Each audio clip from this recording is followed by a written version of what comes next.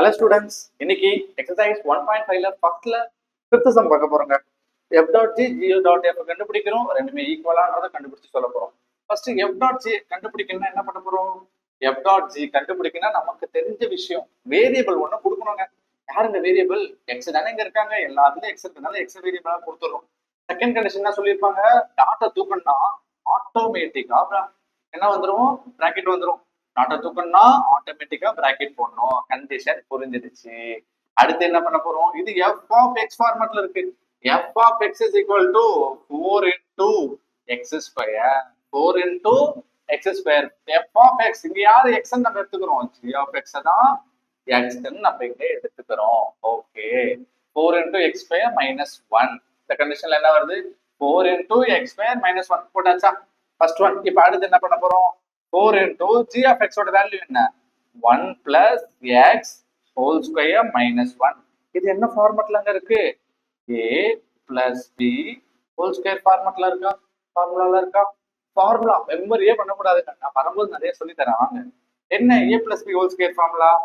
a square plus 2ab plus b square. அப்படி substitute பண்ணுவோமா? இங்க a என்ன இருக்கு? 1, b என்ன இருக்கு? x இருக்கு. அப்ப இது சப்ஸ்டிட்யூட் பண்ணுங்க. 4 into a ஸ்கொயர் என்ன? 1 ஸ்கொயர் plus 2 into a என்ன? 1 into b என்ன? x plus b ஸ்கொயர் என்ன? x square minus 1. ஓகேங்களா? இப்போ சிம்பிளிஃபை பண்ணுவோமா? 4 into 1 ஸ்கொயர் என்ன? 1. அப்புறம் 2 into 1 2 into x plus 2x plus x square minus 1. Substitute ஆயிடுச்சுங்களா? இப்போ இதை மல்டிப்ளை பண்ணுமா 4 ஓட? அப்ப எப்படி வரும்? 4 plus 8x plus 4x square minus 1 வந்துருச்சுங்களா? இப்போ இதை சிம்பிளிஃபை பண்ணி எழுதுவோமா? என்ன வரும்? ஃபர்ஸ்ட் ஹையர் வேல்யூல இருந்து எழுதிப்போம். அப்ப எப்படி எழுதலாம்? 4x square plus 8x 4 minus 1 இப்போ plus 3. ஓகேங்களா? ஒரு சைடு கண்டுபிடிச்சாச்சு. என்னது? f dot g நம்ம கண்டுபிடிச்சிட்டோம். அடுத்து என்ன கண்டுபிடிக்கணும்? g dot f கண்டுபிடிக்கணும். g dot f கண்டுபிடிக்கணும். g dot f கண்டுபிடிக்கணும். நம்ம ஃபர்ஸ்ட் கண்டிஷன் என்ன? வேரியபிள் கொடுக்கணும். யாருங்க வேரியபிள் இருக்கா? x தான் வேரியபிள் இருக்கு. x கொடுத்துறோம். செகண்ட் கண்டிஷன் என்ன? டாட்டா தூக்குறோம். டாட்டா தூக்குனா என்ன பண்ண போறோம்? g of f of ஓகேங்களா? பிராக்கெட் கொண்டு வரும். பிராக்கெட் குள்ள கொண்டு போய் போட்டனா பிராக்கெட் போட்டா டாட்டா போய்டும். அடுத்து இது g of x ஃபார்மட்ல இருக்கு. g of x என்ன சொல்லிருக்காங்க? 1 plus x.